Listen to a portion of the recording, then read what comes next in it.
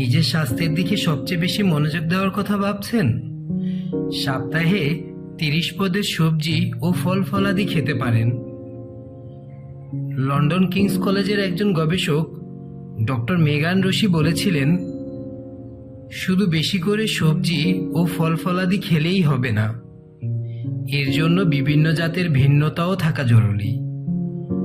Doctor রশির মতে প্রতি সপ্তাহে সব পদ মিলিয়ে যদি ভিন্ন ভিন্ন 30 পদের সবজি ও ফল ফলাদি খাওয়া যায় তবে তা স্বাস্থ্যের জন্য খুবই ভালো।